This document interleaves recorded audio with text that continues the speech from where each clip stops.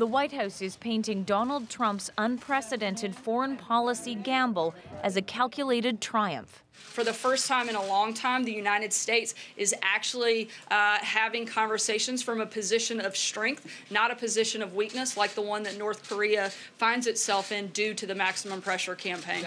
But all evidence, including the president's unannounced briefing room pop-in last night, points to a decision that was made in the moment for maximum dramatic effect. It's very risky, very unorthodox.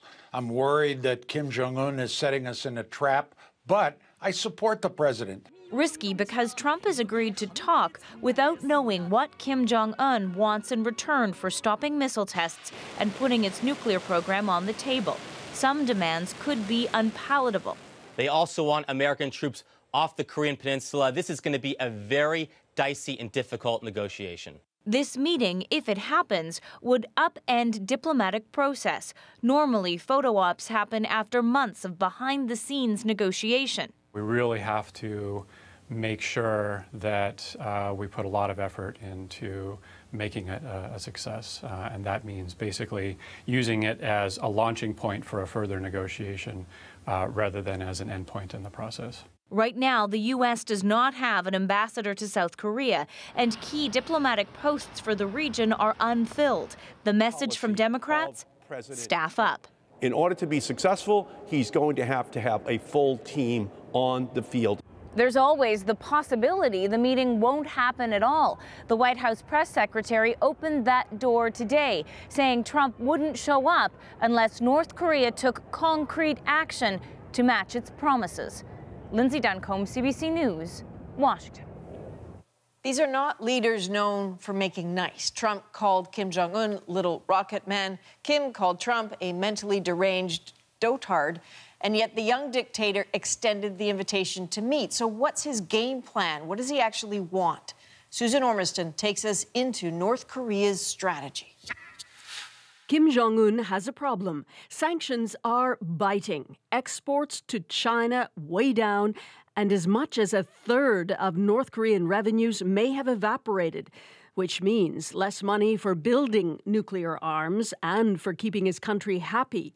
One theory why he's ready to talk now, says Ankit Panda. So yes, I'd say the sanctions have had an effect, but they certainly haven't brought the regime to its knees at this point.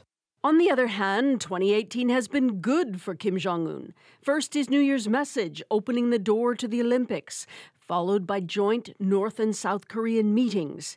His sister's visit to Pyeongchang, and of course, the elfin cheerleaders. All helped to normalize North Korea, drawing it closer to the South. Analysts say Kim is acting confident, facing Trump as a nuclear power just where he wanted to be. A meeting between equals, and that has important propaganda ramifications, too, for North Korea. Kim Jong-un, by being seen sitting alongside a U.S. president, would achieve a long-standing objective and really show the world that his gambit by pursuing these nuclear weapons had, in a way, really paid off. But what possible outcomes? Well, temper your optimism. Kim has indicated he'd suspend missile tests. So says the South Koreans. The U.S. says he's promised to denuclearize. But we've actually heard nothing directly from North Korea since the announcement. And the White House rigidly says it will offer no concessions, even as North Korea is bound to ask for some. If the United States can find some kind of verifiable way to either cap North Korea's arsenal or give North Korea some minor concessions for sustaining a testing freeze, I think that can actually be a seriously positive development and give the United States and South Korea quite a bit of time to move forward. Anything more like dismantling its entire nuclear arms, well, it's hard to see North Korea bending on all that. Especially as Trump himself said recently he wants to modernize and rebuild U.S.'s nuclear arms. Making it so strong and so powerful that it will deter any acts of aggression by any other nation or anyone else. Location, location, location. Wherever this happens, it's bound to be considered a win for one side or the other, if it happens at all. So Susan, what are the options on the table for a place to do this? Okay, possible venues, the DMZ. Obviously, North and South meetings have happened there before. Kim Jong-un could travel there. He hasn't left North Korea as supreme leader. Trump, though, may find it's too overused as a location. I'm presuming Pyongyang, the capital of North Korea, is not really considered a viable option. Well, it could be, certainly for Kim Jong-un, but the President of the United States would be strongly advised not to go there for the photo op. Beijing is another possible, but North Korea wants a direct line to the U.S., not with any Chinese filter. The obvious choice is South Korea, maybe the Blue House, where Vice President Pence and Trump's daughter went during the Olympics. But as you know, no date and no place set yet. And it could all change overnight. Absolutely. Thanks very much. No surprise that Trump and Kim were trending on social media as soon as the meeting was announced. But how about this? The Washington Post Tokyo bureau chief noted the leaders managed another unthinkable. They have knocked K-pop and celebrity gossip off the top of the Twitter trending chart in South Korea. The top 4 are all about the North Korea-U.S. talks. And Twitter Canada told us that Kim Jong-un had his most single-day mentions globally on Twitter ever, and he'll like that. So people in the region are certainly talking, but what are they saying?